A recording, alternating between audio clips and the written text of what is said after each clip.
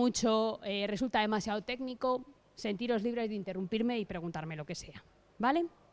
Bueno, en primer lugar, no voy a empezar preguntándoos quién toma medicamentos, porque yo creo que eso prácticamente lo hacemos todos. Estamos en vuestra edad, en mi edad, en todos. Y más bien os quería preguntar, ¿hay alguien en la sala que no tome medicamentos? ¡Fenomenal! Enhorabuena por vuestra salud de hierro.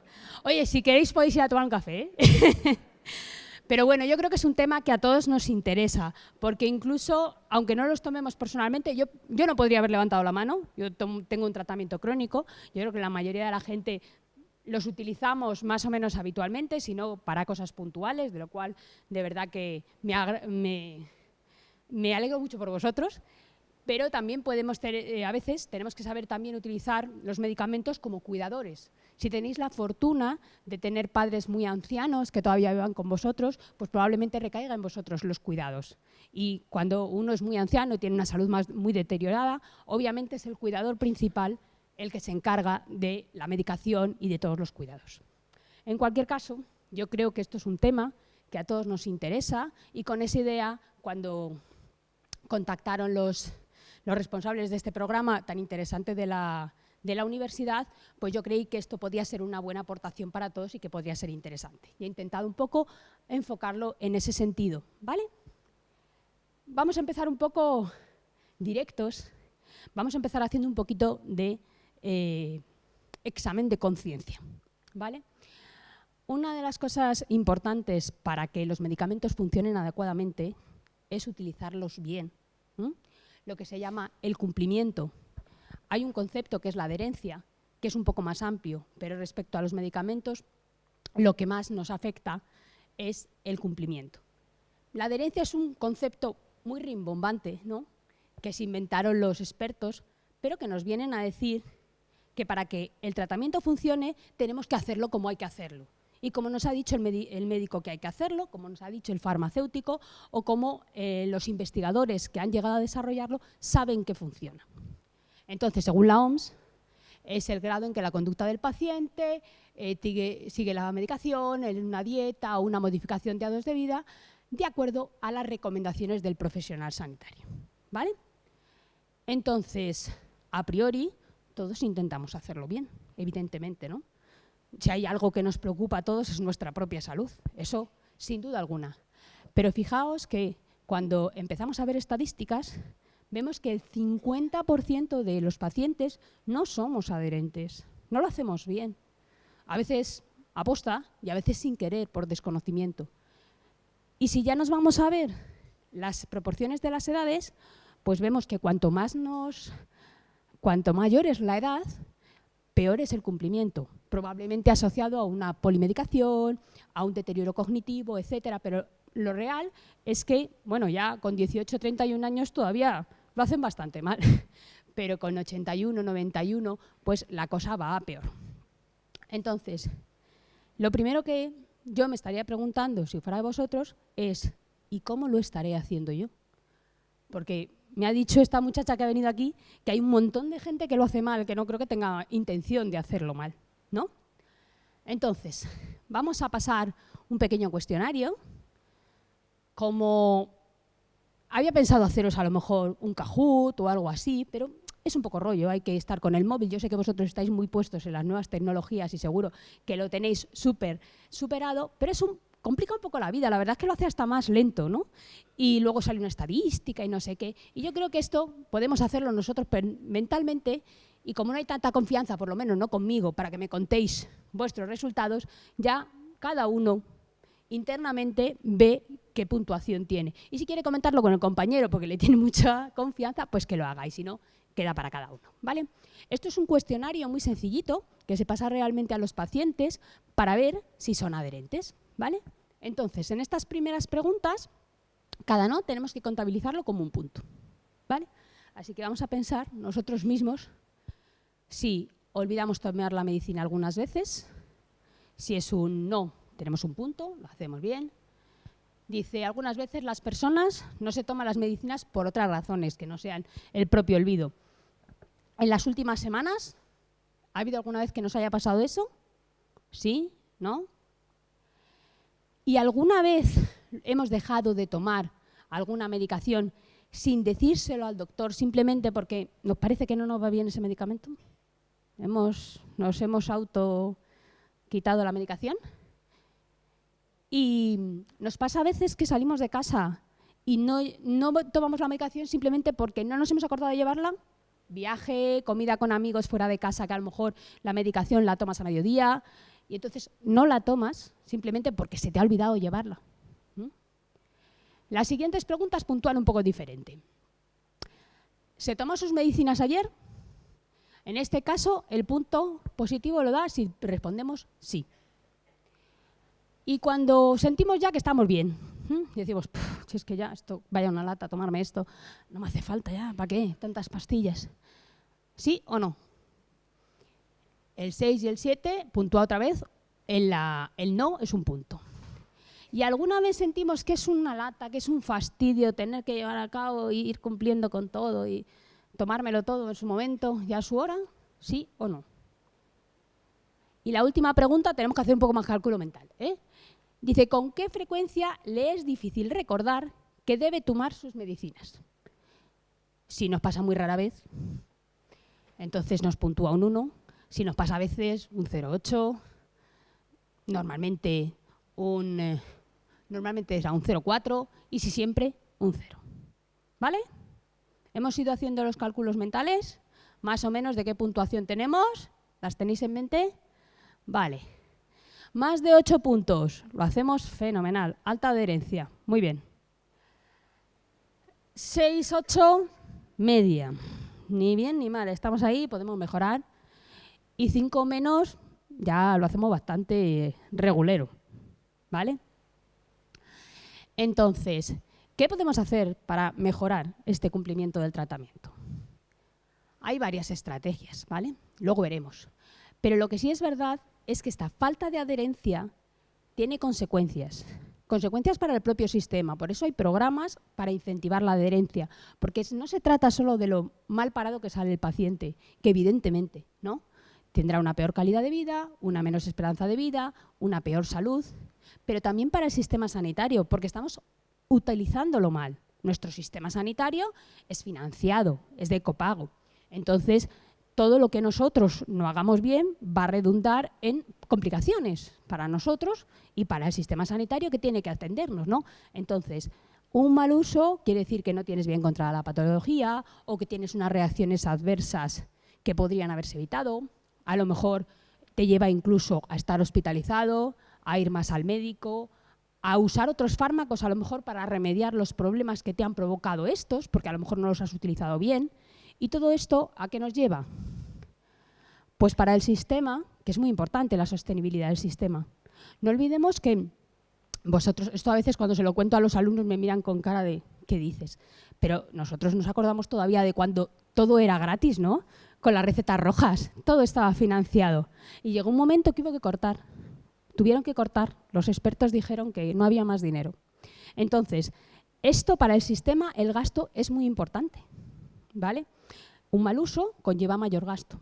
Luego, nos interesa mucho que el paciente haga un buen uso como sistema, ¿eh? Y para el paciente, evidentemente, peor salud, nadie quiere peor salud, ¿vale? Me estoy medicando, estoy molesto, lo estoy tomando todo y encima no me redunda esto en una mejor salud. ¿Para qué? ¿No? Entonces, ¿qué podemos hacer? Pues algunos consejos. Algunas cosas son de cajón, ¿no? Pues, por ejemplo, utilizar los típicos pastilleros, que tengamos organizadas las cosas, que nos cante mucho a la vista. ¿Qué hace aquí esta cápsula? Si yo me la tenía que haber tomado hoy, ¿por qué la tengo aquí? Cosas más sofisticadas como apuntes en una tabla, apuntes en un cuaderno, alarmas del móvil que lo utilizamos para recordarnos todo, pues también la medicación, ¿por qué no? Rutinas, porque si yo estoy acostumbrada, por ejemplo, a siempre tomarme la medicación a mi hora de comer, es menos probable que yo me olvide a la hora de comer de tomarla, porque ya como que lo incorporas en tu vida diaria. También nos ayuda a tener las cosas como todo organizado, ¿vale? Igual que dice la Maricondo para encontrar las camisetas y los jerseys y el no sé qué, pues también los medicamentos, tengámosle un sitio que siempre veamos y que nos recuerde y cuando pasemos por ahí sepamos que tenemos que tomarlo. Pero otro aspecto importante es estar concienciado de la importancia de tomarlo bien. Si yo sé la trascendencia que tiene tomarlo bien, hombre, ya sabemos que hay olvidos, pero probablemente inconscientemente está uno mucho más alerta para saber eso, para hacer eso bien. Entonces, yo creo que es muy importante conocer mi enfermedad y conocer mi tratamiento, ¿vale? Aquí es donde yo quiero entrar. Voy a tratar de daros algunos conceptos de por qué es importante, por qué tomamos los medicamentos así, o por qué hacemos hincapié en ciertas cosas, o qué trascendencia tiene unas u otras, para que nosotros seamos como mucho más conscientes de por qué el médico me pide que haga esto y por lo tanto seamos mucho más adherentes a ese tratamiento que me ha propuesto el médico, ¿vale? Y ya no sea solamente estas recomendaciones del médico de no fuma, no beba, dice, doctor, voy a vivir más tiempo, dice, no, pero se le va a hacer usted súper largo, ¿vale? Pues si nosotros sabemos por qué nos dice el médico no fume, no beba, pues probablemente seamos mucho más conscientes de que no debemos hacerlo, ¿vale? Entonces, os voy a contar un poquito la vida del medicamento, que el pobre también tiene una vida dura, ¿eh? No os creáis, estamos mucho con él y no lo conocemos mucho, ¿vale? Cuando nosotros empezamos una investigación, aparecen una serie de moléculas que pueden ser candidatas a ser medicamentos, pero eso les queda mucho. Una vez que tenemos esa serie de candidatos, vamos a buscar qué moléculas realmente tienen unas características que nos parezca bien. Empezamos a lo mejor con una actividad interesante, pero luego también hay otras cosas que le permiten incluirse en un medicamento o no. A lo mejor tiene una actividad interesante, pero también tiene una toxicidad asociada muy fuerte. O no hay manera de extraerlo puro. No sé, se me ocurren 1000 razones. Entonces, cuando tenemos ya moléculas con unas características adecuadas, tenemos que incluirlo en un medicamento, que es lo que nosotros decimos formular, ¿no? El medicamento no es solo la molécula, sino todo lo que lleva asociado para llegar yo a mi comprimido, a mi cápsula, ¿vale? Entonces, desde que encontramos ese candidato, esa molécula, hasta que tenemos un medicamento, el pobre medicamento tiene un camino muy largo por delante, ¿vale? Realmente es una carrera muy competitiva. Os pongo aquí, os voy a poner una tabla para que veáis todo lo que le pasa. Primero, encontremos una molécula que nos guste, ¿vale? Que tenga todo, que de verdad vaya a tener esa función, por ejemplo, contra el cáncer, realmente, y entonces eso lleva un tiempo, ¿eh? Aquí tenemos 2-5 años aproximadamente, unos 100 proyectos de investigación para buscar una molécula interesante. Las buenas están cogidas hace tiempo, la aspirina hace mucho que ya salió, ¿eh? Las fáciles de encontrar. Y luego pasamos a una etapa que es el desarrollo preclínico. Preclínico, ¿por qué? Porque son ensayos que se realizan con animales. Entonces, aunque está muy bien esto de no hacer sufrir a los pobres animales, lo que no vamos a hacer es dárselo directamente a humanos y exponer a los humanos a un riesgo con una molécula que todavía no tenemos bien caracterizada y no sabemos por dónde va a tirar. Entonces, durante esta etapa, con animales, se trata de encontrar la máxima información posible, por ejemplo, de toxicología o de cómo evoluciona en el cuerpo cuando se administra, etcétera, o cómo lo vamos a producir, porque tenemos que luego producirlo a escala industrial. Y eso es el desarrollo preclínico. Obviamente no podemos extrapolar toda la información de animales, no se puede directamente aplicarla a humanos, hay muchas diferencias, ¿no? Es verdad que tenemos muchas cosas en común, pero evidentemente luego hay muchas diferencias que son las que nos van a venir mal, ¿no? Las que van a cantar. Entonces ya pasamos al desarrollo clínico. Pero por lo menos tenemos una buena base de información que hemos conseguido gracias a los animales y que algunas sí que con ciertas limitaciones sabemos que podemos aprovechar, ¿vale? Ahí empieza una serie de ensayos clínicos que hay distintas fases. Se va, digamos, de más precavido a menos, ¿no? Se inicia con voluntarios sanos para ver ciertas informaciones que da igual que no haya patología, luego se va aplicando a pacientes, primero a un grupo muy pequeño de pacientes y muy restringido, muy parecidos entre sí para que las conclusiones sean más fiables. Y luego poco a poco vamos abriendo la mano. Cada vez intentamos incluir más pacientes y con unas características más heterogéneas para que se parezcan un poco más a la vida real, ¿no? A lo que de verdad vamos a encontrar en la práctica clínica. Luego ya finalmente, cuando llegamos a esta última fase, digamos, a gran escala, ya estudios multicéntricos aquí en Estados Unidos, en Noruega, en Francia, pues ya tenemos una cierta información que le permite a las autoridades sanitarias dar la aprobación. El medicamento está muy controlado para que cada vez sea más seguro. Entonces, cuando ya nos dan la aprobación para poderlo sacar, lo que se llama la autorización de comercialización del medicamento, ahí no dejamos de estudiarlo, porque todavía tenemos muchas cosas que nos pueden pasar después. Hay reacciones adversas que tienen muy bajita incidencia y aparecen solo cuando están expuestos millones de pacientes o cuando están expuestos pacientes con unas características tan heterogéneas como la vida real, que no son las que reflejan los ensayos clínicos, por muchos pacientes que queramos incluir, ¿no? Es una cosa encorsetada, experimental y no es la vida real. Todo esto nos va a llevar, a lo mejor, a en torno a unos 12 años, desde que hemos encontrado nuestro candidato, nuestro amiguito el fármaco, y pues como veis, hay una serie de meses bastante largo, un periodo bastante largo, y además son procedimientos que burocráticamente son tediosos, autorizaciones para todo, lo cual es de agradecer, pero también es trabajoso, es mucho tiempo. Y para que os hagáis una idea, cuando ya estamos en esta fase de preclínica, pasamos a lo mejor de tener unas 10.000 moléculas que creíamos que podían funcionar a quedarnos solo con 250, que todavía son muchas, ¿eh? Pero mirar todas las que se han caído por el camino. Y a lo mejor en esas fases diferentes de los ensayos clínicos, en la fase 1, que es la primera vez que se lo damos a humanos, ya se han caído 245 compuestos, que creíamos que a lo mejor estaban bien. Y luego ya a la fase 3, que digamos que es ya casi semifinales, ya solo de esos 5 compuestos solo nos queda uno. Así que como veis es un proceso muy largo, con mucha inversión de dinero, de personas y de tiempo, ¿vale? Entonces, como veis, aquí nuestro amigo el medicamento tampoco lo tiene fácil, ¿eh?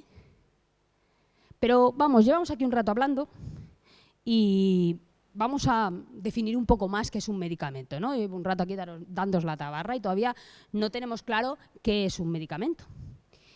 Esta es la definición legal, ¿vale? De la Ley de Garantías y Uso Racional de los Medicamentos y Productos Sanitarios. Imaginaos hasta qué punto es importante el uso racional de medicamentos, que le da nombre a nuestra ley básica. La ley que aplicamos, que es nuestra referencia, luego tendremos otras cosas derivadas de ella, pero el pilar fundamental se llama Ley de Garantías y Uso Racional. ¿Y qué es medicamento? Pues una sustancia, una combinación de sustancias que tiene propiedades para tratar, prevenir o diagnosticar, ¿vale? ¿Cómo entendemos esto? Pues tenemos que tener en cuenta que un medicamento no es únicamente esa molécula que os estaba explicando yo, no es solo ese fármaco, ese principio activo que tiene la actividad farmacológica que nosotros estábamos buscando, sino que es una combinación de varias cosas, ¿vale? Nosotros, ese fármaco, tenemos que utilizar una serie de sustancias auxiliares, de coadyuvantes, que son los excipientes. Son sustancias, siempre se intenta formular con el menor número de excipientes posibles, para que la formulación sea más sencilla, pero no podemos evitarlo. Son sustancias que nos van a ayudar, por ejemplo, a que no se contamine o a que sea más estable, como conservantes, sustancias a lo mejor que nos permiten enmascarar un sabor muy desagradable de un medicamento, sustancias que nos pueden ayudar a lo mejor a que, claro, todo esto tiene que ponerse en una máquina industrial, que no se estropeen las máquinas, que no se adhiera el polvo por las partes de las máquinas. Los excipientes son un mundo enorme, ¿vale? Y no podemos, son muchas sustancias auxiliares que nos ayudan a llegar a introducir todo eso, a componer todo eso que es el medicamento, que lo incluimos en una forma farmacéutica que le llamamos. Esa forma farmacéutica es esa forma, digamos, es esa formulación en la cual se incluye el medicamento con el fármaco, los excipientes, etcétera. Es para que nos entendamos un comprimido, una cápsula, un jarabe, ¿vale? Todo eso sometido en un determinado procedimiento tecnológico, ¿vale? Aprovecho aquí para deciros un poco por deformación profesional que utilizamos en En el lenguaje coloquial mucho el término pastilla, ¿vale? Pastilla tecnológicamente, ortodoxamente hablando, es otra cosa. Esto que nosotros hablamos normalmente, a lo que denominamos pastilla, es un comprimido. Una pastilla es una forma farmacéutica que está bastante en desuso, que son, por ejemplo, las juanolas, ¿vale? Pero una aspirina, un ibuprofeno, un paracetamol, la mayoría de las veces, cuando a lo que nosotros llamamos pastilla, esa cosita redondita o alargada, eso es un comprimido. Se obtiene por compresión de un polvo o de un granulado, ¿vale? No aspiro que, pero un poco por labor educativa, que sepamos todos que el nombre propio, realmente, tecnológicamente hablando, es comprimido, ¿vale? Y dentro del medicamento, entonces podemos distinguir que por una parte tiene su forma farmacéutica, por otra parte está esta moleculita, que ya nos hemos hecho amigos suyos, somos un poco más empáticos con su sufrimiento, que es el ibuprofeno, por ejemplo, y también puede tener distinta dosis, de 400, de 600, eso ya nos suena a todos como más común. Y puede ser que tenga una denominación comercial, que sea un medicamento de marca, o puede ser que sea un genérico, ¿vale? Aprovecho para romper una lanza por los genéricos. Parece que hay una cierta fobia, ¿no?, a los genéricos, parece que son la marca blanca del fármaco, del medicamento, perdón, pero en realidad no son malos. Son medicamentos que son intercambiables en su dispensación. La dispensación es el momento en el que yo recojo mi medicación, la dispensación es lo que hace el farmacéutico cuando me da la medicación en la farmacia, ¿vale? O en el servicio de farmacia hospitalaria, hay algunas medicaciones que hay que retirarlas en el servicio de farmacia hospitalaria. Entonces no me vende, me dispensa, ¿vale? Entonces, es un medicamento que tiene la misma composición, la misma forma farmacéutica, misma dosis, etcétera, porque es composición cualitativa y cuantitativa, y que por lo tanto es intercambiable en su dispensación porque ha demostrado bioequivalencia. Son unos estudios en los cuales, así de forma resumida, lo que se demuestra es que la exposición del fármaco en nuestro organismo es la misma que el medicamento de referencia, que es ese medicamento de marca que está consagrado, que todo el mundo le considera el estándar, la referencia de oro en ese determinado grupo, ¿vale? Aquí os he puesto, mirar, estas gráficas os las voy a poner mucho aquí, vais a acabar aburridos de estos. Hay una representación que utilizamos nosotros mucho en farmacocinética, que es el tiempo frente a la concentración que alcanzamos en distintos tejidos. La concentración que hay de nuestro fármaco, que hay en sangre, ¿vale? O en plasma o en suero. La concentración es representativa de cuánto se está exponiendo mi cuerpo a ese fármaco. Entonces, para poder demostrar bioequivalencia y que un genérico sea intercambiable en su dispensación, ha tenido que encontrarse este tipo de gráfico, que yo puedo decir que prácticamente son iguales, el genérico y el de referencia, ¿vale? La pregunta, la duda es, ¿y entonces, porque si no son de segunda gama, digamos, por qué son más baratos? Pues son más baratos porque se han ahorrado mucho en investigación. Como habéis podido ver, cuando alguien saca un medicamento innovador, lleva mucho trabajo detrás, muchos años, mucha personal, mucha investigación, en definitiva, mucho dinero invertido de esos laboratorios. Esos laboratorios evidentemente consiguen unas patentes para sus medicamentos. Cuando la patente, que tiene una duración de 20 años, caduca, la industria del genérico puede entrar a jugar y hacerlo. Pero como tiene ya mucha información del medicamento de referencia, prácticamente los únicos estudios en los que ellos tienen que gastar su dinero es en demostrar la bioequivalencia, ¿vale? Por lo tanto, como pacientes es igual de seguro, excepto que tengamos algún problema con algún excipiente. Imaginaos que somos intolerantes a la lactosa, pues puede que el medicamento de marca no la llevara y el genérico sí, pero la composición del principio activo de ese fármaco, de esa sustancia activa, es la misma, ¿vale? Por lo tanto, no tengamos recelo de los genéricos, ¿vale? Los genéricos son tan buenos como el medicamento de referencia. Solo haceros una pequeña matiz.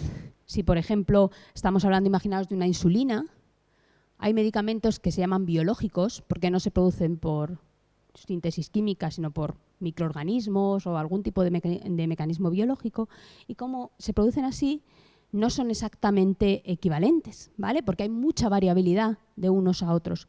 Por lo tanto, eso se llaman los biosimilares, que a nosotros nos puede sonar parecido como a los genéricos de los biológicos, ¿vale? Pero como hay mucha más variabilidad, no podemos hacer ese intercambio automático que hacemos entre genérico y denominación comercial, ¿vale? Podría cambiarse, pero con evaluación del médico. No lo puede hacer directamente el farmacéutico, ¿vale? Muchas veces cuando vamos a... Ahora un poco menos porque todas las marcas han abaratado el precio, pero hay momentos cuando hay algo nuevo en el cual yo voy a pedir a la farmacia un medicamento de marca, para que me entendáis, y me toca llevar un genérico. Porque muchas veces la farmacia está obligada por unas cuestiones de criterios financieros. O sea, si vosotros queréis llevaros el de marca y lo pagáis de vuestro bolsillo, no hay problema, ¿vale? Pero por cuestiones de criterios de financiación, tienen obligatoriamente que darte el otro, el que tenga un precio más reducido, ¿vale? Pues con los biosimilares no pueden hacer eso de forma automática, sino que se puede cambiar, pero con evaluación del médico, ¿vale? Porque no son totalmente intercambiables, ¿de acuerdo? Bueno, si os lleváis así unas ideas sobre los genéricos, ya me quedo contenta. Y también tenemos distintos tipos de medicamentos según sus condiciones de prescripción. Nosotros tenemos medicamentos que es obligatorio con receta. Y aquí yo es que voy a romper muchas lanzas, perdonadme, pero el farmacéutico no tiene la culpa de que necesiten receta. Aunque no nos guste, necesitan receta y no te lo puede dar sin receta, lo siento, no puede darlo sin receta. Se mete en un problemón realmente si te lo da sin receta.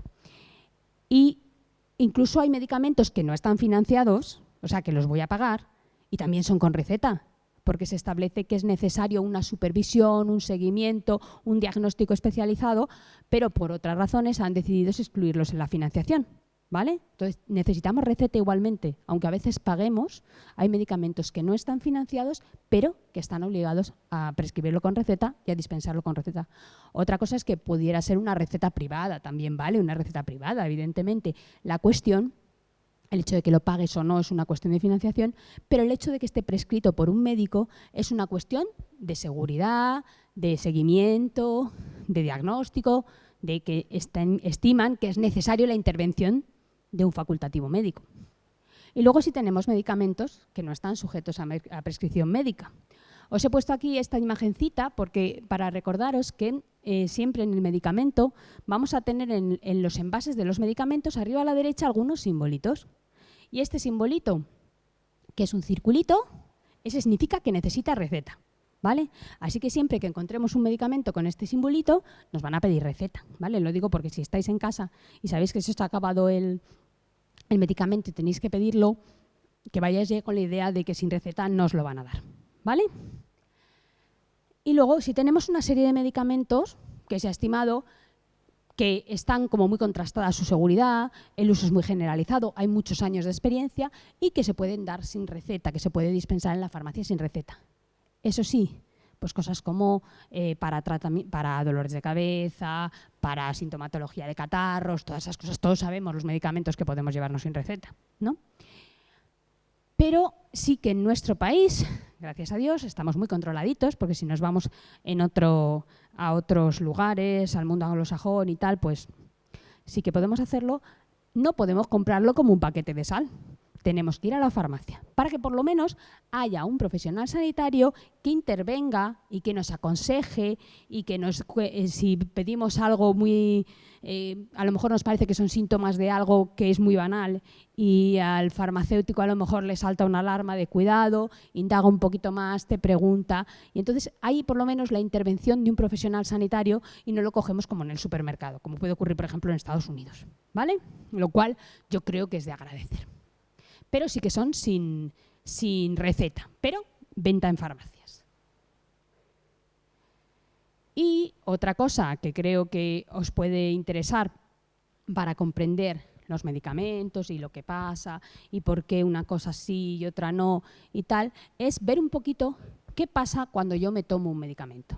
Ahora ya sabemos, ya nos ha contado esta muchacha, cómo es un medicamento, que si tiene el fármaco, si tiene no sé qué, me ha contado de una sustancia que le ayuda a no sé cuántos, que si esto es un comprimido en una pastilla, pero ¿qué pasa cuando los tomamos? Cuando tomamos un medicamento, hay una serie de procesos que ocurren en nuestro organismo que los expertos los llaman los procesos de LAZMI, porque es liberación, absorción, distribución, metabolismo y excreción. Y eso pasa así, en ese orden, ¿vale? Casi siempre ocurre el proceso de liberación y absorción. Liberación es porque nosotros, por ejemplo, os podéis imaginar que un comprimido, si no se va liberando el fármaco de aquel mazacote, pues nunca vamos a poderlo absorber, no va a llegar a sangre, ¿no? Entonces tiene que como que liberarse de esas formas farmacéuticas que os he dicho, disolverse en nuestros fluidos, etcétera, y absorberse, en caso de que haya absorción. Yo siempre os pongo el ejemplo de la vía oral, ¿no? Aquí, mira, esto, aunque no lo parezca, es un intestino. Y entonces ya cuando haya absorción, ya pasará a nuestra circulación, que actúa de autovía y lo reparte por todo el organismo, ¿vale? Pero en ocasiones no hay estos procesos. Si, por ejemplo, nos están poniendo una vía, directamente están accediendo a nuestro sistema circulatorio, con lo cual no hay un procedimiento de absorción. Esa es una de las razones por las que, por ejemplo, en medicamentos de urgencia directamente te ponen por vía intravenosa, porque la absorción lleva un tiempo y eso que han ganado, ¿vale? Ya está directamente distribuido por toda la circulación sistémica y es la vía de elección cuando hay un tratamiento que hay que instaurarlo con rapidez, ¿vale? Sí, sí.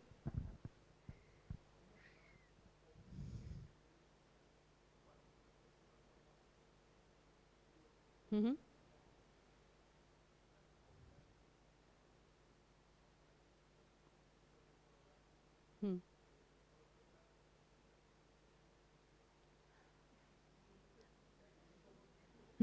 Pues hay que tener cuidado ahí.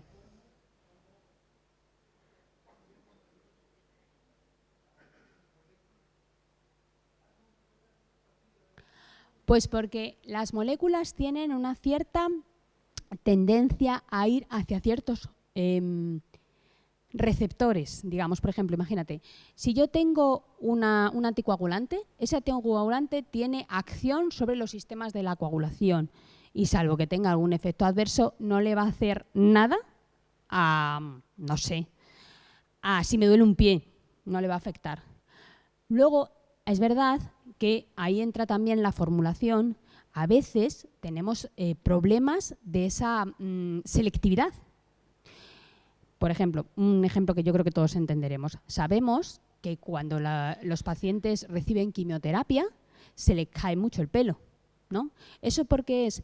Porque muchos de los tratamientos de quimioterapia, sobre todo los clásicos, ahora cada vez son más selectivos, lo que hacen es atacar a las células que se dividen muy rápidamente. ¿Por qué? Porque las células tumorales, una de sus características es que se dividen mucho más rápido que las células normales que están bien controlado su crecimiento, ¿no? Hay una masa que crece excesivamente, eso es un tumor. Puede ser maligno o benigno, pero está creciendo de manera excesiva. Entonces, ¿qué pasa? Hay células de nuestro cuerpo que fisiológicamente, de manera normal, crecen muy rápido y una de ellas son las células del pelo. Entonces, por eso hay efectos secundarios que no son tan selectivos. Por eso, una de las cosas en las que se está investigando mucho es en esa mayor selectividad. Puede ser porque haya moléculas muy selectivas o puede ser porque con nosotros consigamos ciertas formulaciones, ciertas formas farmacéuticas, ciertas maneras de incluir el fármaco en algún tipo de administración que haga que esa misma forma le lleve a un cierto sitio muy concreto, ¿vale? Porque tenga unas características, hacen como de vehículo, ¿no? Es como yo me monto en la línea 4 y no voy a ir a otro sitio que a donde me lleve la línea 4.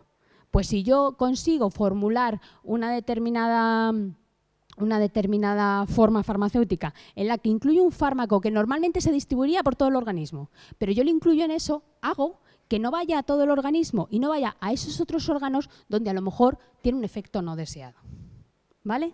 De todas formas, una de las cosas que puede pasar cuando se toma todo junto es que haya interacciones, y hay que tener mucho cuidado con eso. Luego os tengo algunas diapositivas sobre eso, ¿vale? Y vamos a intentar un poquito a ver qué podemos sacar en conclusión de eso, ¿vale? Pero una de las líneas de investigación muy desarrolladas es precisamente tener mayor selectividad en ese transporte de fármacos, que esa distribución no sea masiva por todo el organismo, porque cuando hay una distribución masiva de ciertos medicamentos, ciertos fármacos bastante inocuos, digamos, entre comillas, pues no pasa nada. Pero cuando hay cosas muy potentes, esa distribución grande por todo el organismo hace, primero, que tenga efectos no deseados en otros órganos y segundo, que se pierda parte de la dosis donde yo no lo quería. Entonces, tengo que darle una dosis mucho más alta para conseguir que llegue al pulmón, que es donde tiene el tumor, por ejemplo. Entonces, una de las investigaciones, una de las cosas en las que trabajan mucho los farmacéuticos es en estos sistemas de vectorización, que se llaman, ¿vale? Para hacer que vayan más selectivamente a otro lado. ¿De acuerdo? Bueno, cuando queráis podéis hacer como el compañero, ¿eh? ¿Vale? Bueno, pues decíamos... ¿Algo más? ¿No? Vale. Decíamos que muchas veces tenemos esos procedimientos de liberación y absorción y luego tenemos la distribución, que es cuando os decía que ya pasa a sangre y habrá un equilibrio dinámico entre la sangre y los órganos que irriga nuestro sistema circulatorio, ¿vale? Así es como llega a hígado, a bazo, a pulmón, a riñón, ¿vale? Porque hay ese equilibrio. Entonces, se distribuye por todos esos organismos de manera más o menos selectiva, ¿vale? Como hemos ya comentado. Y después tendrá lugar, aunque puede haber alguna cierta convivencia, lo que es el metabolismo. El metabolismo es la transformación del fármaco, en gran parte en el hígado, pero también puede haber incluso metabolismo en la piel, puede haber metabolismo en los pulmones, puede haber un poquito de metabolismo. En algunos fármacos hay un metabolismo importante en el estómago también, pero vamos, digamos que el órgano clásico que todos asociamos a esa transformación es el hígado, igual que se transforma el alcohol, ¿no? Es como donde se detoxifica, así. Entonces, ese metabolismo hace que haya una reacción química que lo transforma en otros compuestos, que a veces lo inactiva y a veces da lugar a otros compuestos que sí son activos. Y ahí hay también que tener cuidado, ¿vale? Y luego está la excreción. Es decir, ya eliminamos. Digamos que lo eliminamos un poco por metabolismo, porque se transforma en otras cosas, y por excreción, sale de nuestro organismo. Muchísimos fármacos se eliminan por orina, algunos por heces, algunos incluso por el sudor, pero digamos que la orina es la más común, ¿no? Entonces tenemos esos procesos farmacocinéticos de cómo evoluciona el fármaco dentro de nuestro organismo. ¿Y cómo tengo que tomarme entonces yo el medicamento? Ahora, ¿qué es eso? Pues depende también, te van a poner un régimen posológico dependiendo no solo de las características del fármaco, que hay fármacos que se eliminan muy rápido, fármacos que se eliminan más lento, fármacos que se metabolizan en el hígado, fármacos que no, unos que se absorben bien, otros que se absorben mal y gracias a la formulación conseguimos un poco mejorar la absorción. Y también de las nuestras características. Todos sabemos que no el riñón de todo el mundo funciona igual, que no el hígado de todo el mundo funciona igual, que evidentemente no va a ser la misma las funciones que tenga un niño de 7 años que una persona de 40 o una persona de 70. Entonces eso hace que tengamos que adaptar la posología. Es verdad que para un dolor de cabeza todos tomamos una aspirina de 500, pero no para todo, es café para todos, ¿vale? Entonces, si nosotros, por ejemplo, no tenemos ese procedimiento de absorción, imaginaos que nos han puesto una inyección intravenosa, pues comenzaremos a lo mejor aquí, en sangre, esto es lo mismo lo que os decía de concentraciones de sangre, y ya solo le queda eliminarse. Pero lo más habitual, gracias a Dios, es que no nos pongan inyecciones, sino que nos lo podamos tomar oralmente, ¿no? La industria farmacéutica, siempre que puede, trata de ir a desarrollar fármacos de formulaciones orales, porque todo el mundo lo preferimos. Entonces, desde que se administra, se toma ese medicamento, ese fármaco, llega a sangre, pues tenemos un tiempo de absorción y distribución hasta que llega al máximo en sangre, que se toma a su tiempo el fármaco, dependiendo de las características, para llegar realmente a este máximo en sangre. Estos son siempre concentraciones plasmáticas.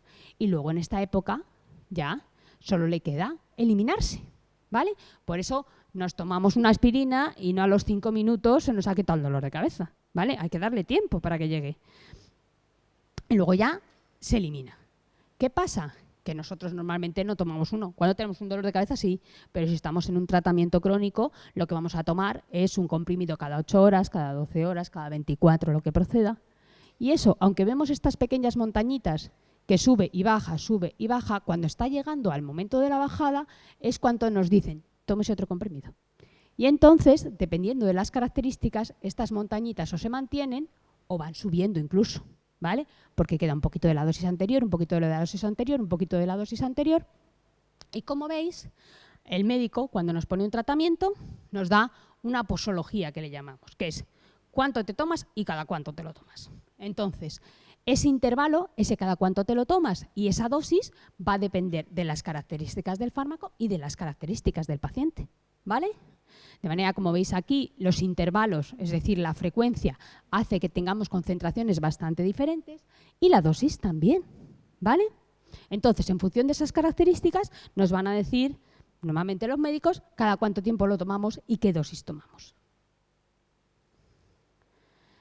Y vamos aquí al lío un poco de en cuántas presentaciones yo me voy a encontrar un medicamento.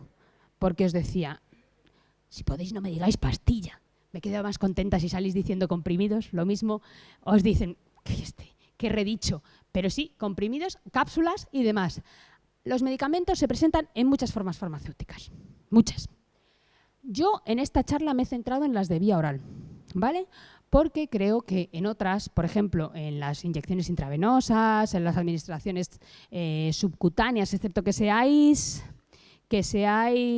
diabético, alguno, insulino dependiente, pues lo más habitual es que eso esté intervenido por, quiero decir, cuando te administran una cosa subcutánea o una inyección, hay algún personal sanitario interviniendo, ¿no? Entonces ya hay, digamos, alguien que lleva un poco las riendas de la administración. Mientras que cuando tomamos unos medicamentos por vía oral, estás un poco, si me permitís la expresión, solo ante el peligro. O sea, hay unas recomendaciones en las visitas al médico o en las visitas a la farmacia. Esos profesionales tratarán de asesorarte adecuadamente, de indagar un poquito, a ver si hay algo que no estás cumpliendo bien del todo, aunque no te hayas dado cuenta. Son sacarte un poquito, pero siempre contacto, evidentemente, para que el paciente no se asuste. Pero realmente en el momento de la toma, estás tú solo y a lo mejor hay algo que realmente, todavía si te surge la duda, pues bien porque llegarás a preguntar, pero a veces vamos arrastrando un error en esto y en tantas cosas en la vida porque a lo mejor ni nos ha surgido la duda de que no lo estemos haciendo bien. Entonces, por eso os voy a un poquito contar las cosas que creo que son más importantes. Y pues gracias a Dios, todo lo que podemos lo desarrollamos, la industria farmacéutica lo desarrolla por vía oral, porque todos lo preferimos. ¿Vale?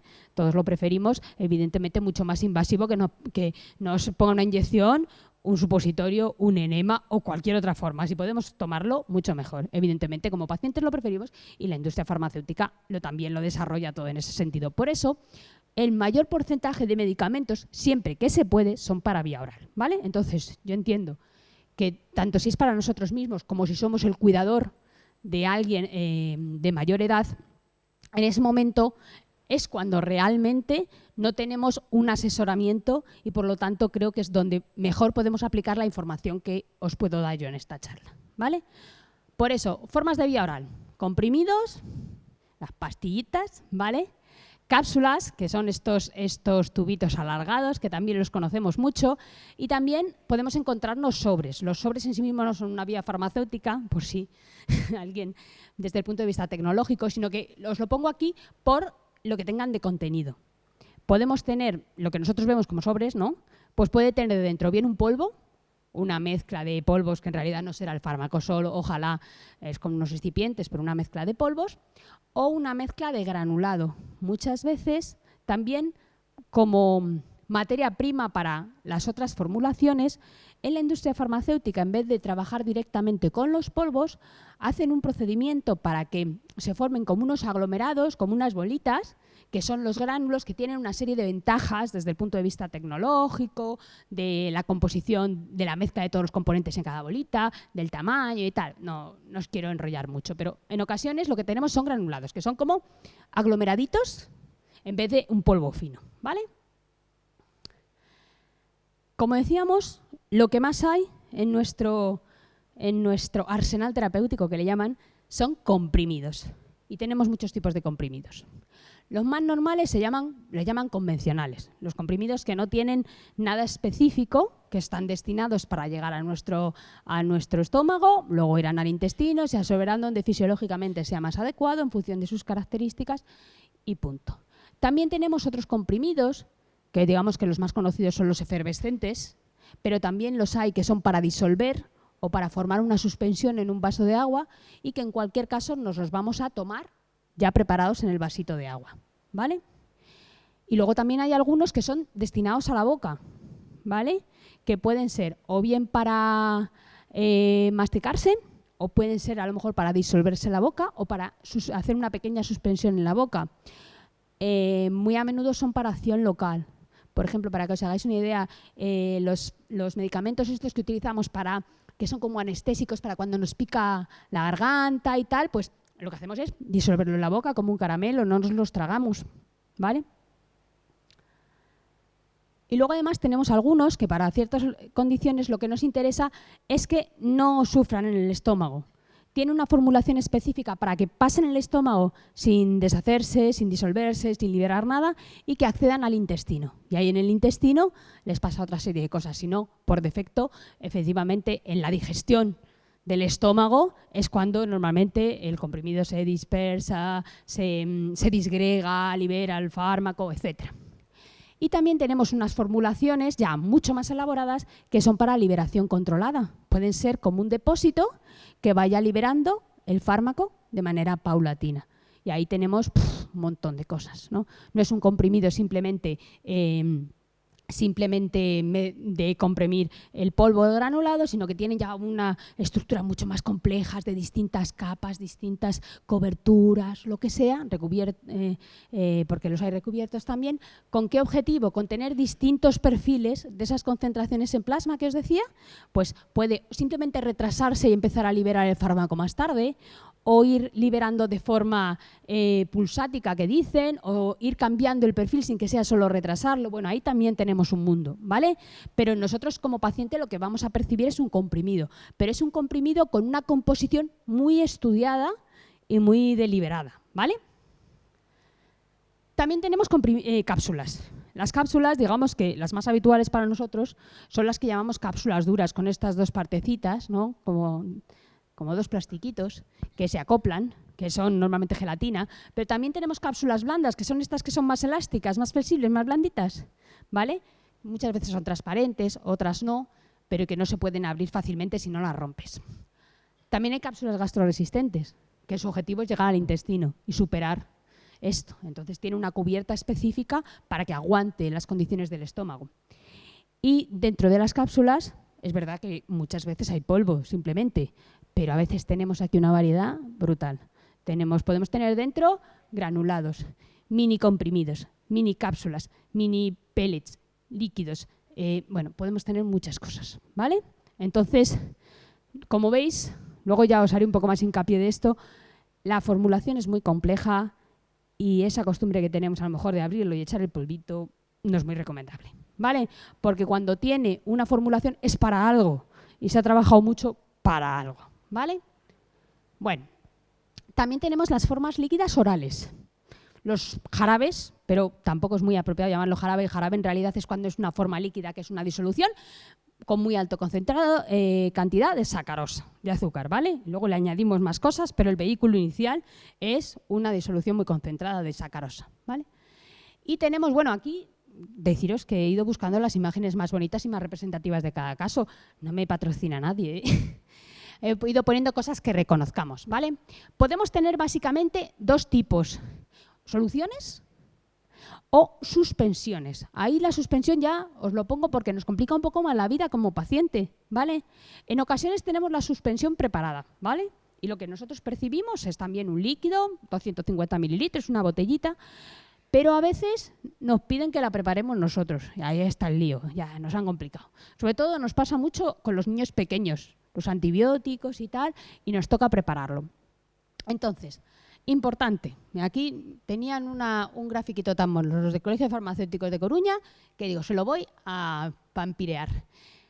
¿Qué ocurre? Cuando nosotros lo preparamos, la verdad es que si leemos muy detalladamente las instrucciones esto nos lo cuentan, pero a veces vamos un poco a tiro hecho. Entonces, hay que mezclarlo con una cantidad concreta de agua, ¿vale?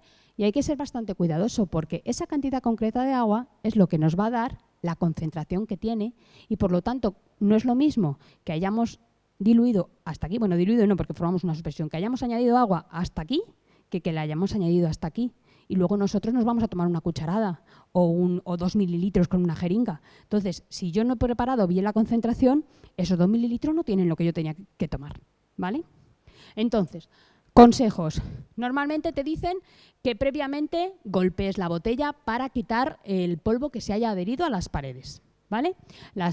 Normalmente se les pone un recubrimiento al vidrio para que no se pegue mucho el polvo a las paredes, pero siempre algo se pega. Luego te suelen decir que añadas un poquito de agua, no necesariamente con jeringa como ponen aquí, pero que se añada un poquito de agua, que agites bien y luego ya añadas hasta la marca, ¿vale? Entonces, importante, normalmente estas suspensiones que preparas tú tienen un periodo de validez más corto que el medicamento que viene industrialmente preparado, ¿vale? Y en cualquier caso, cualquier suspensión, tanto esta, digo suspensión, lo ponen en el cartelito, en el medicamento, dice suspensión o polvo para suspensión. Si no te pone aquí solución oral o no te pone nada, las suspensiones lo indican claramente. ¿Qué ocurre? Que tiene una menor validez, pero en cualquier caso, sea una suspensión, venga preparada o la preparemos nosotros, siempre agitar antes de usar, ¿vale? Porque las suspensiones tienen partículas que están formuladas para que no sedimenten mucho o para que la puedas resuspender muy fácilmente. Entonces, si yo cojo una suspensión y no la agito y cojo solo la cantidad desde arriba, lo que estoy cogiendo es agua o en cierta medida agua. Hay que suspender para que agitar para que la suspensión sea homogénea y entonces cuando lo cojamos tenga realmente lo que tenemos. ¿Vale? Disculpad cómo voy de hora. Vale. No tengo reloj, perdonadme. ¿Vale? Entonces, dentro de esas formas líquidas orales, sea suspensión o sea disolución, podemos tener o envases, multidosis, esas botellitas de las que cogemos cada vez una cucharada o cogemos un poquito con una jeringa o lo que sea, o podemos tener también sobres monodosis, ¿vale? Que los venden ahora mucho para llevar fácilmente, tomar sin agua, tal y cual.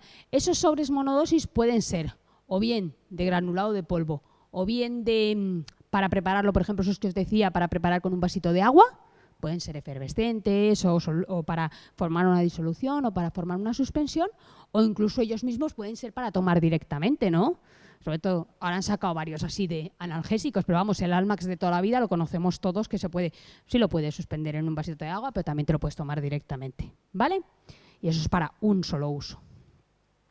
Bueno, pues ya sabemos, ahora ya sabéis un montón de cosas. Sabemos que el medicamento es un principio activo, es una forma farmacéutica, que tiene un intervalo, que lo vamos a tomar durante un determinado tiempo, pero, a ver, a lo que nosotros veníamos, venga, lo que yo quería que tú me contaras de verdad. ¿Cómo me lo tengo que tomar? ¿Vale?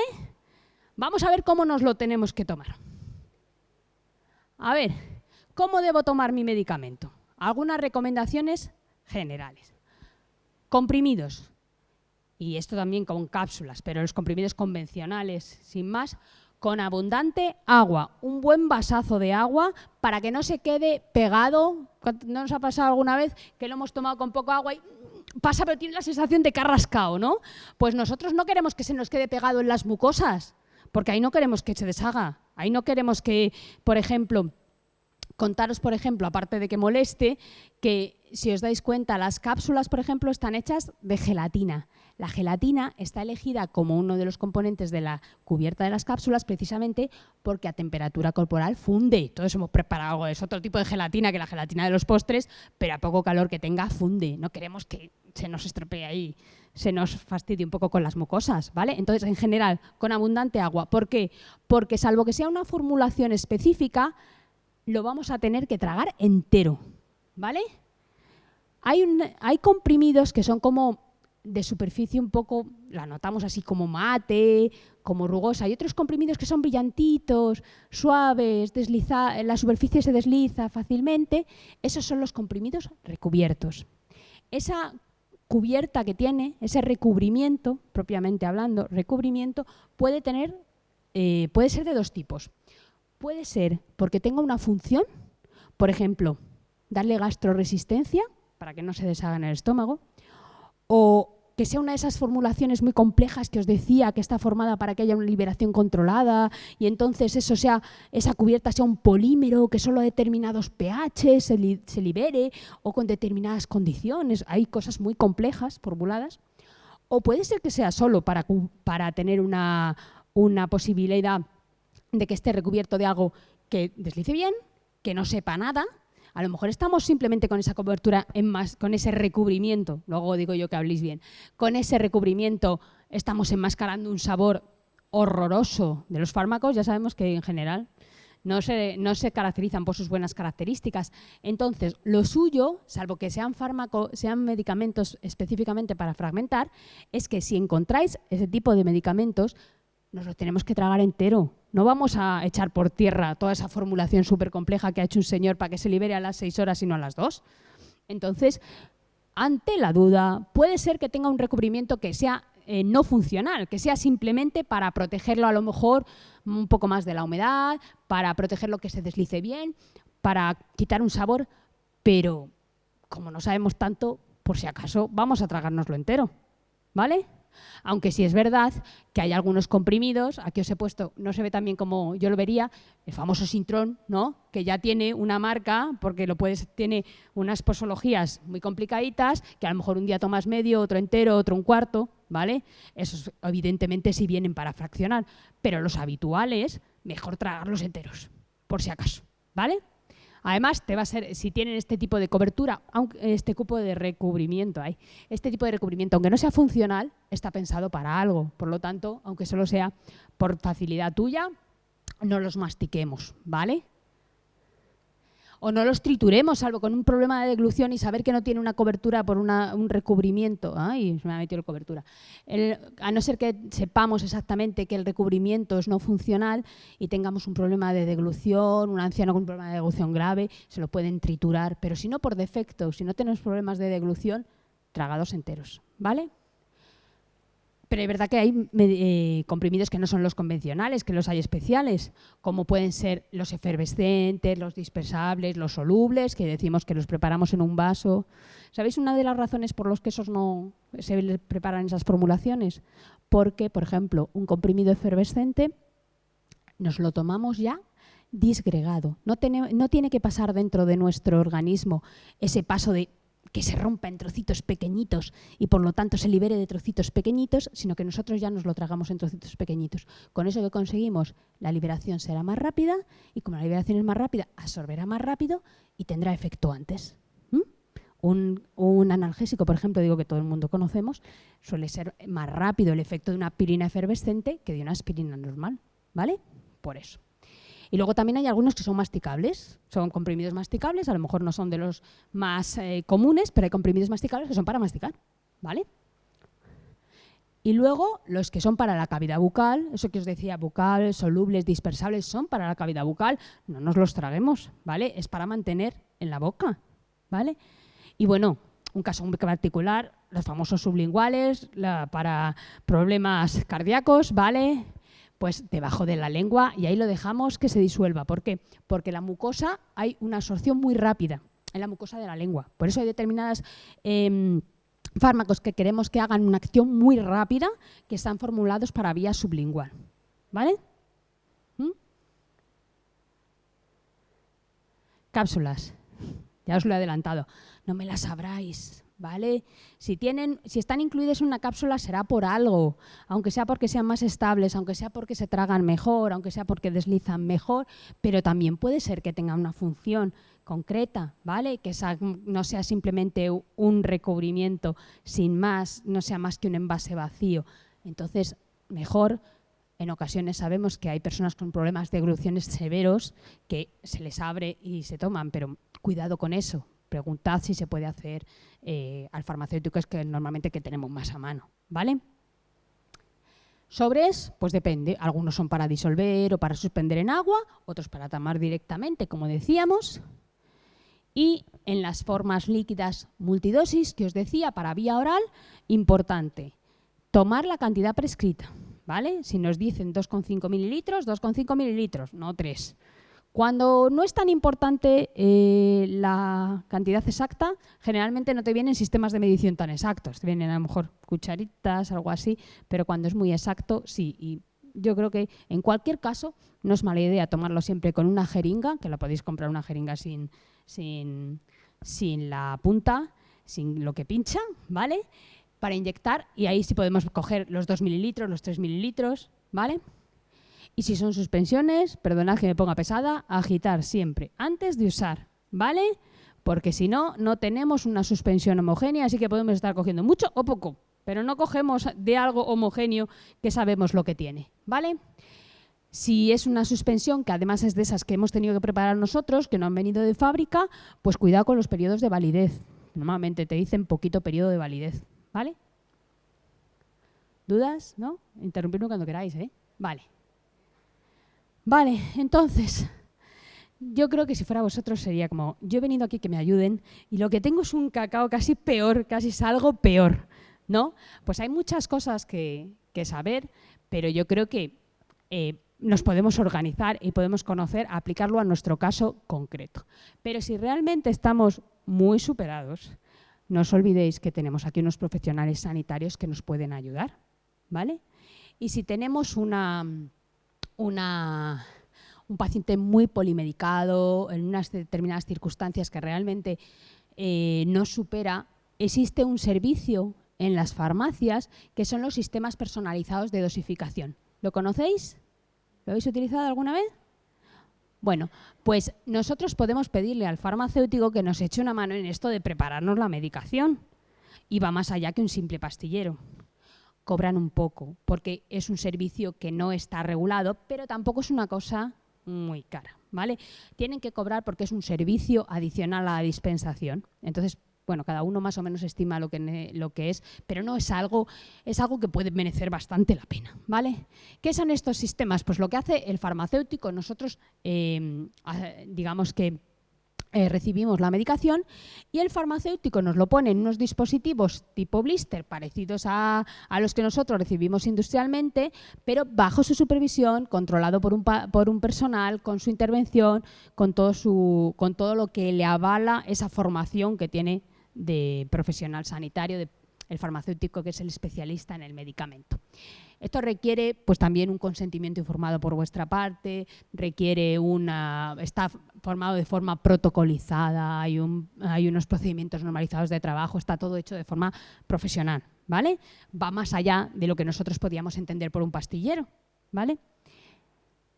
Pero no todo el mundo se puede acoger a esto, ¿vale? Se puede hacer para las formas farmacéuticas sólidas, que se entiende que incluso con todo el celo profesional del farmacéutico se pueden manipular, porque no lo vamos a hacer con un preparado que no tenga una cierta estabilidad una vez abierto. Entonces, con cápsulas, píldoras, aquí hay pastillas, ¿vale? Aunque no son muy comunes, con grajeas, que son un tipo de parece el comprimido, pero en realidad está recubierto de azúcar y tal.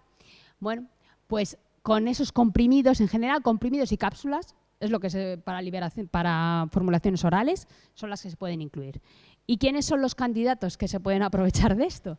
Pues pacientes polimedicados, personas mayores con problemas de organización que no tienen una persona de referencia, pacientes en programas específicos y pacientes que vean que el médico establezca que son susceptibles de beneficiarse de esta prestación asistencial.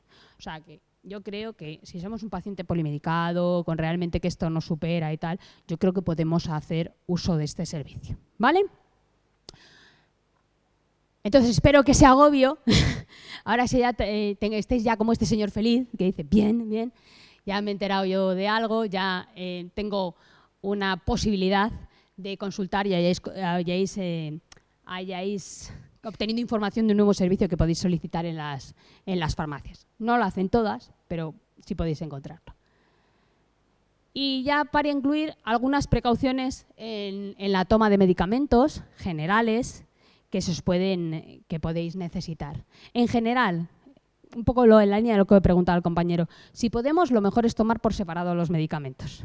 Porque en el estómago coincidir todos, a lo mejor muchos interaccionan con otros, ¿vale? Luego hay que tener cuidado, ya sabéis que hay medicamentos, cuando hayáis pasado por alguno de estos medicamentos, que pueden provocar dependencias, ¿vale? Son drogas. Cuidado con esos.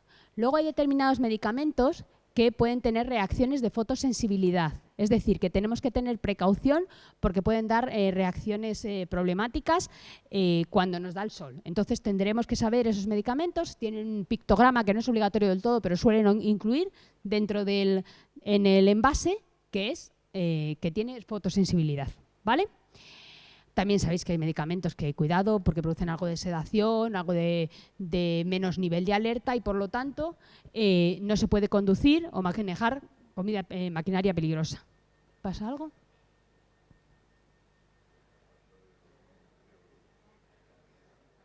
A ver si tenemos un incendio o algo y no nos hemos enterado. Tranquilos, tranquilos. Bueno, venga. Luego, respecto a si se deben tomar los medicamentos con alimentos o en ayunas, siento no poderos daros una receta general, porque eso depende de cada medicamento, ¿vale? Hay algunos que les favorece tomar con alimentos y otros que les favorece tomarlo en ayunas. Entonces ahí hay que consultar el prospecto. Y cuidado con las alergias o intolerancias a excipientes, el clásico es la lactosa, ¿no? Pero podemos tener otros problemas. Así que si alguien tiene alergias o intolerancias, supongo que ya está acostumbrado a leer detalladamente la composición por si acaso. Luego también podemos tener efectos adversos importantes, ¿vale? Y deciros que obviamente vamos a ir al personal sanitario, al profesional sanitario que tengamos de referencia, o si es muy grave vamos a urgencias, pero también deciros que hay un sistema por el que podemos decir que tenemos una reacción adversa cuando algo no está tipificado y es nuevo. Se agradece mucho el sistema que notifiquemos que tenemos esa reacción adversa que no está pasando habitualmente. Antes solo lo notificaban los profesionales sanitarios, pero hace ya unos años se habilitó el sistema para que los propios pacientes pudieran. Entonces, accedes a un formulario online y rellenas lo que sabes sobre eso, ¿vale? Ya no me quiero meter mucho más en esto, pero que lo sepáis. Y luego también las famosas interacciones. Esto es difícil daros algo general, porque hay muchísimo. Como hay interacciones entre fármacos, lo que pasa es que realmente las interacciones entre fármacos, yo creo que eso es algo que estará, no sabemos qué es. Sí, pero bueno, ya se supone, esperemos que eso no sea tan grave. Vale, tenemos interacciones entre fármacos, pero yo creo que eso ya cuando vais a la farmacia o cuando vais al médico, se supone que sale una lista de qué tenéis prescrito y deberían ellos mismos detectar interacciones entre los grupos farmacológicos, ¿vale? Y evitarlos. Aunque cuidado también cuando tomamos esos medicamentos que no están con receta, que estén reflejados en algún sitio, o cuando vamos al médico, cuando vamos a la farmacia, no dejemos de decirlos, porque esos no están en la receta. A ver si tenemos una interacción con un paracetamol que nos compramos el otro día porque nos dolía la cabeza y ahí están pensando que no tomamos ninguna otra cosa, ¿vale? Y luego os he puesto un pequeño apartadito también de interacciones que son un poquito más desconocidas, porque esas a lo mejor, digamos que no se verbalizan que como paciente y nos pilla un poco desprevenidos. Y es que hay interacciones también con alimentos, ¿vale? Y hay interacciones muy clásicas, como muy de nuestra vida cotidiana, porque no las tomamos por drogas, entre comillas, pero tienen efectos importantes, como son el tabaco y el alcohol, ¿vale? Socialmente aceptadas, pero con actividad, digamos, farmacológica. Con el alcohol interacciona con muchos medicamentos. A unos les sube el metabolismo, es decir, esa degradación del fármaco, a otros se lo baja. Entonces, es una casuística muy grande. Recomendación general, evitemos la ingesta de alcohol cuando estamos tomando medicamentos, ¿vale? O sea, muy moderada, porque a veces incluso nos encontramos con alguna interacción que no esperábamos, ¿vale? Y sobre todo si cambiamos de medicación, si metemos un medicamento nuevo que no conocemos, vamos a estar más alerta que nunca, pero en general, además depende de si es una ingesta puntual relativamente masiva, ¿no? Nos estamos dando una fiestecilla, un pequeño homenaje, o si es un alcoholismo crónico. El tipo de interacción que ocasiona es diferente. el tipo de reacción de nuestro organismo cuando tenemos esos dos elementos, un determinado medicamento y el alcohol, es diferente, ¿vale? Y también, bueno, yo creo que ya fumamos menos la población en general, pero todavía hay bastante gente que fuma y el tabaco también tiene muchas interacciones, ¿vale? Por dos partes. Una parte por la nicotina, la propia acción estimulante de la nicotina, y otra por los componentes que tiene el propio humo del tabaco. Entonces, tiene unos componentes aromáticos que en general, estas frases son muy generales, tomémoslas un poco con pinzas, aumenta el metabolismo, esa degradación. Entonces, tanto es así que incluso que una persona empiece a fumar o deje de fumar puede suponer que tengamos que reajustar la posología, ¿vale? Y no hablemos ya de fármacos que encima tengan acción sobre el pulmón, ¿vale? Pero aparte, tanto el tabaco como el alcohol tienen interacciones específicas con ciertos grupos de fármacos, pero interacciones que son generales. Así que lo mismo, si lo evitamos, mejor. Importante, os pongo esto por eso de que si alguien, por ejemplo, está fumando y deja de fumar, ¿vale?, por un bien, un mejor hábito más saludable, puede ser que eso haga que le tengan que reajustar la posología de ciertos tratamientos, ¿vale? Y alimentos, algunos os digo muy típicos. Por ejemplo, la vitamina C por complemento. Bueno, digo alimentos o complementos dietéticos, pero bueno, alimentos es lo que es más fácilmente que pasa desapercibido, aunque a veces la gente va a herbolarios y se toma algo. Así que tampoco dejéis, cuando visitéis la farmacia, cuando vayáis al médico, si habéis tomado algún remedio de estos naturales, eso tiene componentes químicos igual, aunque vengan de una planta, ¿vale? Que tenemos como una tendencia muy inocente, muy ingenua, de pensar que como es natural, pues ahí también tiene componentes que son, de hecho, muchos fármacos se desarrollaron a partir de componentes naturales, ¿vale? Que se salieron. Ya sabéis que tradicionalmente utilizaban infusiones de sauce para los dolores de cabeza. Y eso, investigando, llevó al ácido acetilsalicílico, que es el que se usa en la aspirina, ¿no? Entonces, bueno, esos componentes, aunque sea un remedio natural, puede tener, dependiendo de qué es, puede tener importantes componentes que afecten. Efectivamente. Y la seta esta, la Manitafaloides, es naturalísima. Vamos. Entonces, cuidado con eso, ¿vale? Y es que a mí se me llevan un poco los demonios con eso de que es natural. Bueno, vitamina C, porque la tomemos o bien porque tomemos un zumo, ¿vale?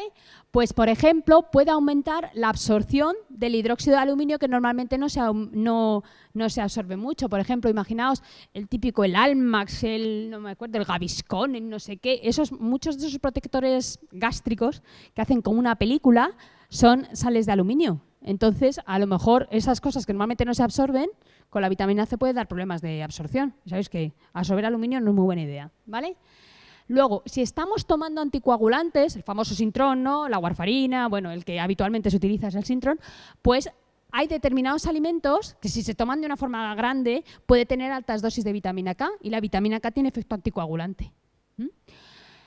Cosas que además no son tan conocidas, por ejemplo, hay determinados antibióticos que son las tetraciclinas y algunas quinolonas que disminuye su biodisponibilidad, por lo tanto su exposición al medicamento, por ejemplo, porque se forman unos complejos que no se absorben cuando los tomamos con lácteos. Y no es tan raro que nos tomemos en el desayuno el antibiótico, ¿verdad? Cuidado con eso, evitemos tomarlo con la leche, ¿vale? Ciertos, no todos los antibióticos, pero ciertos antibióticos.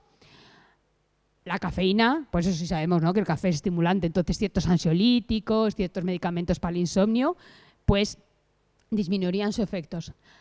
Otro que no es muy conocido son los alimentos ricos en tiramina, que son, por ejemplo, quesos curados, carnes procesadas, carnes ahumadas, chocolate.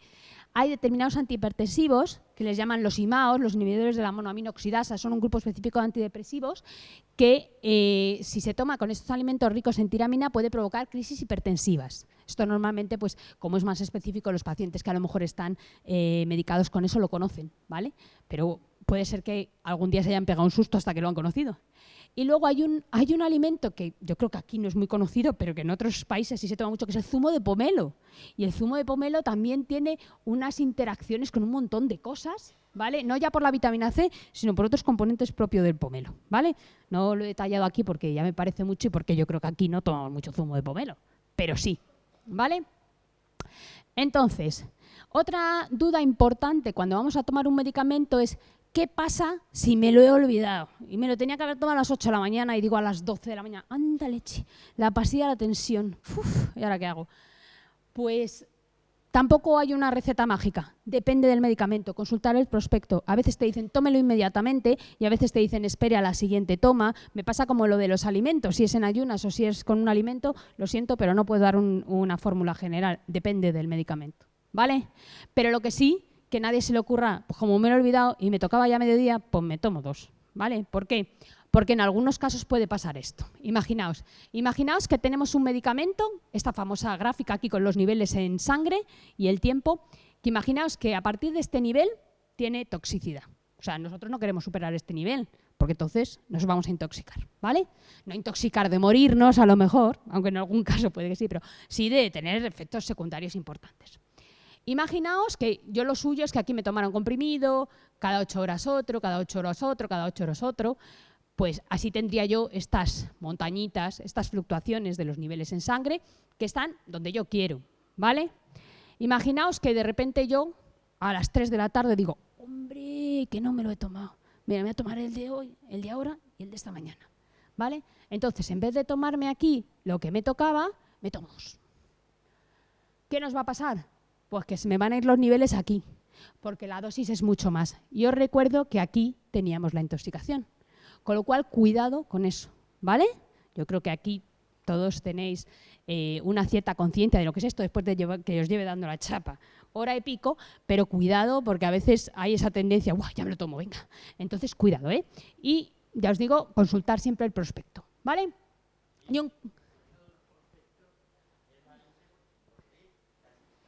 Cierto es, cierto es.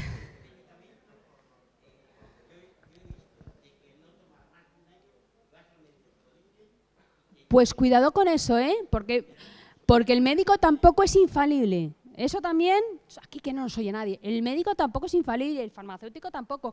Si tenéis una sospecha seria de que creéis que pone el prospecto, que alguien os ha dicho, no sé qué, tenéis una sospecha de que teníais que haber interrumpido el tratamiento, poneros pesados, ¿vale? Que no sea por no decir, que sea porque él diga realmente, si no pasa nada. Pero cuidado, ¿eh? Que a veces tienen muchas cosas en la cabeza y se les pasan algunas cosas, cuidado con eso. Hay tratamientos que tienen que haberse interrumpido, no se dan cuenta uno por otro la casa sin barrer y llevas a lo mejor 1 año y medio y tampoco es bueno medicarse de más, ¿vale? Y hay mucha tendencia a abusar de los antiácidos.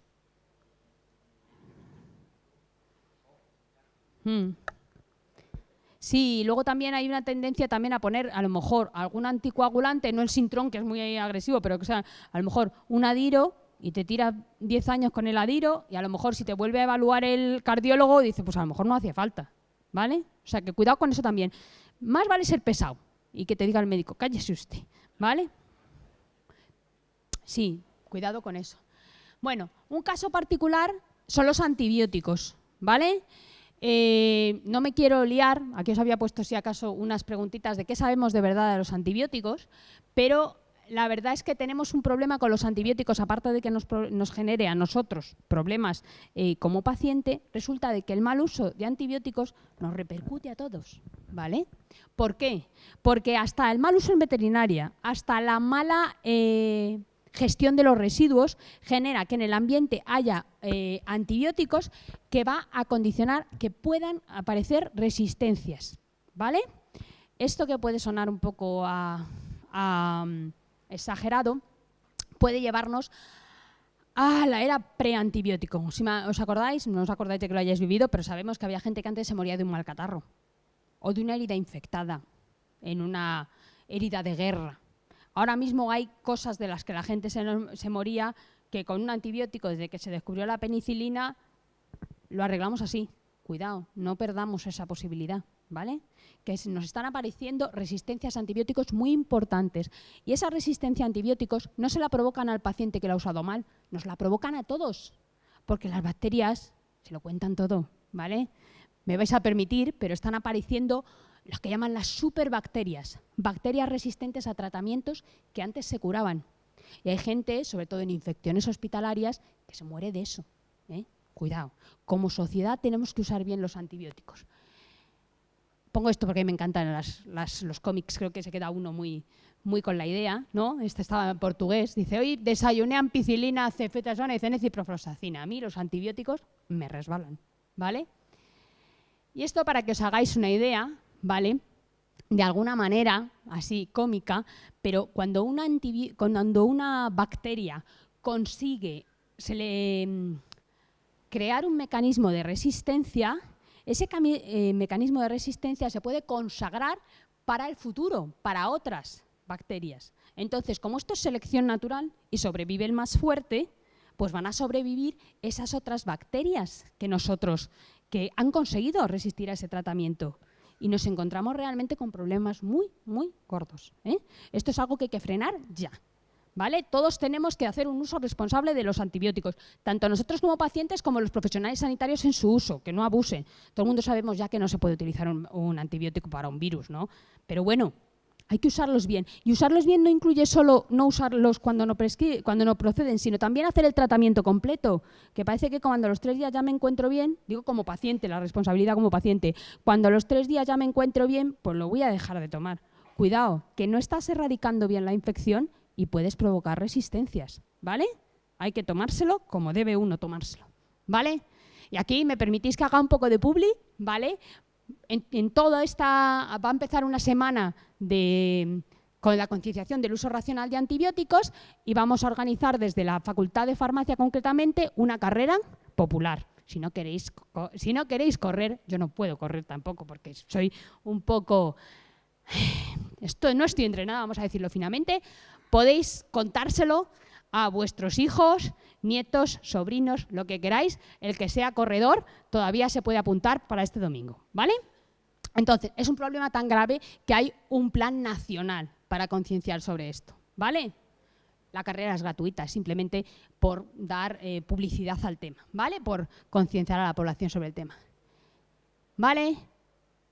2 cosas finales. ¿Cómo conservar los medicamentos? Importante, protegidos de luz, de humedad y de temperatura, ¿vale? Si es mejor en su cajita original, porque el cartonaje, si os dais cuenta, por ejemplo, suele ser satinado, brilla un poquito para protegerlos más de la humedad. Además, eso nos va a permitir siempre identificarlos. Si pasa algo, no es lo mismo llevar una pastilla. Mire, yo me tomé esta pastilla blanca, urgencias, que llevar la caja y decir, me tomé esto, ¿vale? Eso así, en general. Luego, tenemos mucha tendencia a guardarlos en sitios donde hay humedad, lo cual no es muy recomendable. Deberíamos buscar algún sitio mejor. Y cuidado también cuando los llevamos de viaje, porque a lo mejor resulta que lo tengo en casa en lugar fresco y seco, pero me voy a la playa y lo dejo ahí en el maletero dándole bien el sol. Y es que tienen que estar la mayoría de ellos entre 15 y 25 grados y hay algunos que tienen que estar refrigerados, pero lo pone claramente el simbolito de refrigeración, pone como una estrellita, como un copito de nieve que se pone ahí en el envase donde os he enseñado también donde está el símbolo de prescripción médica, de receta, ¿vale? Luego, cuidado con ciertos medicamentos que tienen un periodo de validez especialmente cortos. Los que os he dicho, las suspensiones y, por ejemplo, los colirios, una vez abierto, conservar en un mes. No lo dejemos ahí y nos olvidemos y lo utilicemos cuando no es. Y revisar periódicamente la caducidad. Se supone que nosotros debemos revisar nuestro botequín cada 6-12 meses. Y hay medicamentos que tienen una caducidad menor de 5 años, sino por defectos. La estabilidad habitual de un medicamento suele ser 5 años, con lo cual, si tiene una caducidad inferior a 5 años, tienen un símbolo específico para indicarlo, ¿vale? Que luego se quedan las cosas ahí en el botiquín por los hilos de los hilos, para cuando lo encuentras dices, ¿pero cuándo me lo recetaron esto? Si yo no recordaba que me habían recetado esto jamás en la vida, ¿vale?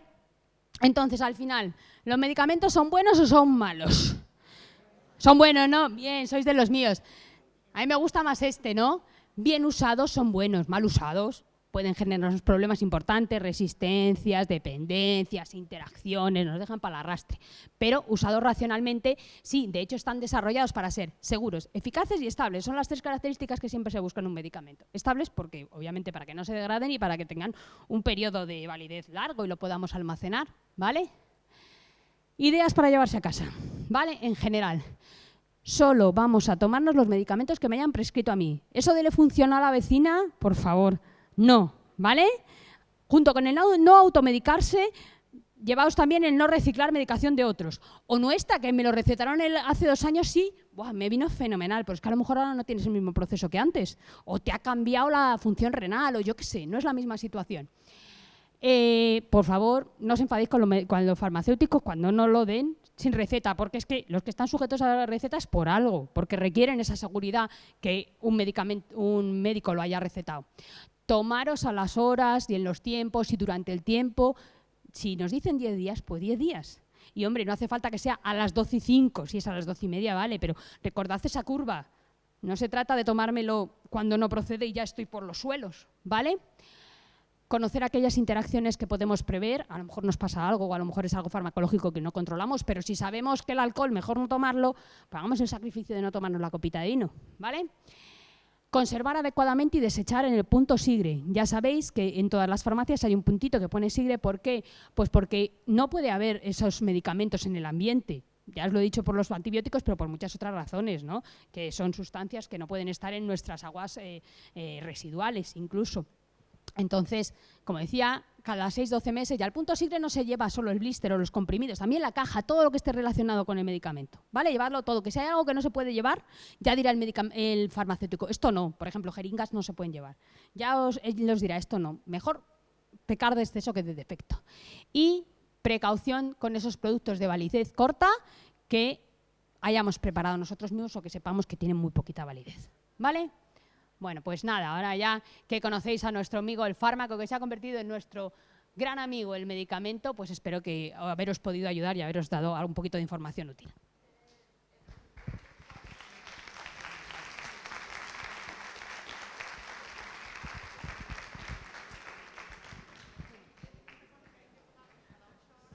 Sí.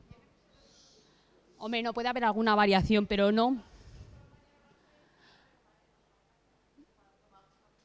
Yo, si me preguntas, debería decirte que sí, más o menos. No te digo 1 hora arriba, 1 hora abajo, pero yo no lo dejaría hasta las 8 de la mañana. Hombre, si intentemos hacerlo coincidir con una cosa que no sea cómodo a nosotros, porque eso va a facilitar nuestra adherencia al tratamiento. Si nos toca a las 2 de la mañana y a las 4 de la mañana, es muy probable que no lo hagamos bien.